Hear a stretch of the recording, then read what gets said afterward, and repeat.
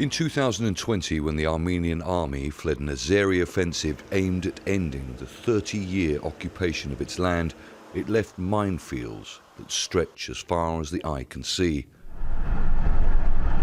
The route to the disputed, mainly ethnically Armenian and self-declared Republic of Nagorno-Karabakh takes you along what Azeris call Victory Road. The government is spending billions of petrodollars on infrastructure projects, including roads, tunnels and mountain irrigation schemes. The route leads to the frontline town of Shusha, which Azerbaijan also retook 2 years ago. Much of what used to be an important cultural capital still lies in ruins. The renovation of mosques and centuries-old homes where poets, musicians, scientists and traders once lived is ongoing. But no civilians have returned yet. Only the army and construction workers are here for now.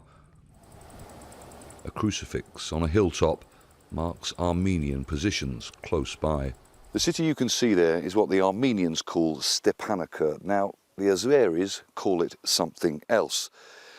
It is the largest city in the self-declared Republic of Nagorno-Karabakh, a republic that not a single country in the world recognises. It is connected, if you pan down here, you'll see a road. That is known as the Lachin Corridor. It's 38 kilometres long and it connects Stepanakert with Armenia. Now, there are occasional skirmishes in this area. The Lachin Corridor remains one of the big flashpoints in this decades-long conflict. Armenian army trucks head towards the city, which Azeris call Khan Kendi, meaning village of the Khan.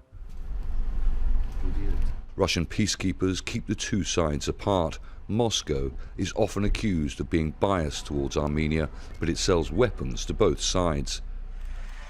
Russia is the guarantor of the November 2020 ceasefire agreement, which was tested recently when border fighting killed more than 200 soldiers from both sides.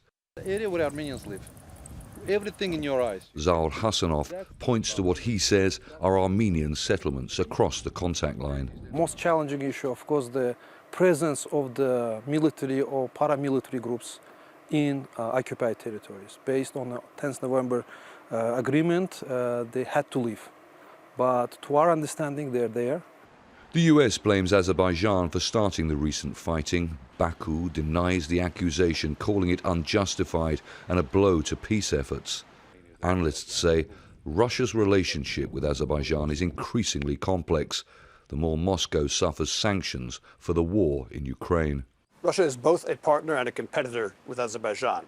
They're a competitor for trade routes east to west. Russia needs Azerbaijan as a trade route north to south. They maintain a hand in Azerbaijani politics by performing those peacekeeping roles with Armenia. If the Armenian conflict were entirely resolved, Russia wouldn't have that card to play. Zaur says until recently the world had forgotten Azerbaijan's right to full control of its territory. He hopes peaceful means can secure that dream. Stratford, Al Jazeera, Shusha, Azerbaijan.